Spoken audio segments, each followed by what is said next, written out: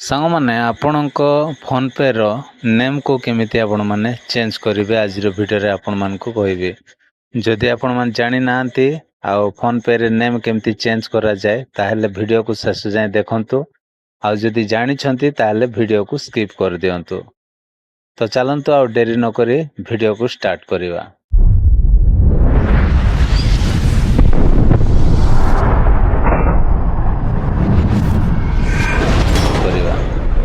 ତ ଦେଖନ୍ତୁ ସାଙ୍ଗମାନେ ଆଉ ନେମ୍ ଚେଞ୍ଜ କରିବାକୁ ହେଲେ ଆମେ ଫୋନ୍ ପେ ଆପ୍ଲିକେସନକୁ ଓପନ୍ କରିବା।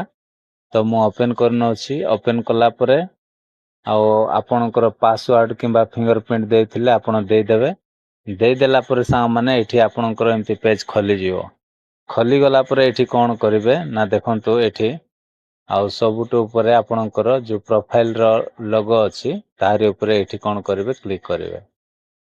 କ୍ଲିକ୍ କଲା ପରେ ସାଙ୍ଗମାନେ ଏମିତି ଗୋଟେ ପେଜ୍ ଖୋଲିଯିବ। ଠିକ୍ ଅଛି। ଖୋଲିଗଲା ପରେ ତାପରେ କ'ଣ କରିବେ ଏଠି ମ୍ୟାନେଜ୍ ବୋଲି ଗୋଟେ ଅପସନ୍ ଅଛି ଦେଖନ୍ତୁ। ଆଉ এই ମ୍ୟାନେଜରେ ଆପଣ ଏଠି କ'ଣ କରିବେ କ୍ଲିକ୍ କରିନେବେ। କ୍ଲିକ୍ କଲା ପରେ ଏମିତି ପେଜ୍ ଖୋଲିଯିବ।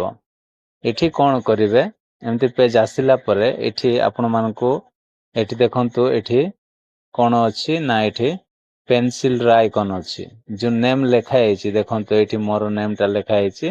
ତାର ସିଧାରେ ଏଠି ପେନସିଲର ଆଇକନ୍ ଏଠି ଦେଇଛି। ତ ସେଇ ପେନସିଲର ଆଇକନ୍ରେ କ'ଣ କରିବେ ଏଠି କ୍ଲିକ୍ କରିବେ। ଏମିତି କ୍ଲିକ୍ କଲା ପରେ ସାଙ୍ଗମାନେ ଆଉ ଏଠି ଆପଣଙ୍କର ପୁରୁଣା ନେମ୍ଟା ଏଠି ଦେଖନ୍ତୁ ଏଠି ଥିବ ମୋର ଯେମିତି ଅଛି। ତାପରେ ଆପଣଙ୍କର ଆଉ ଇମେଲଟା ମଧ୍ୟ ତଳେ ଏଠି ଥିବ। ତାପରେ ଆପଣଙ୍କର ଫୋନ୍ ନମ୍ବର ଏଠି ଅଛି। ଠିକ୍ ଅଛି।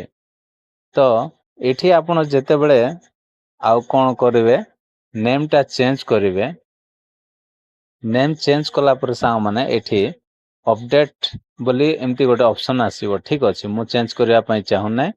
ତ ଆପଣ ଯେତେବେଳେ ଏଠି ଆପଣଙ୍କର ନେମ୍ଟା ଦେଇଦେବେ ଡିସପ୍ଲେ ନେମ୍ ବୋଲି ଯେଉଁଠି ଲେଖା ହେଇଛି ଫାଷ୍ଟରେ ଦେଖନ୍ତୁ ଏଠି ଆଉ ଏଠି ନେମ୍ ଦେଇଦେଲା ପରେ ଆପଣଙ୍କ ହିସାବରେ ଆପଣ ଯାହା ବି ଆପଣଙ୍କ ନାଁ ରଖନ୍ତୁ କିଛି ପ୍ରୋବ୍ଲେମ୍ ନାହିଁ।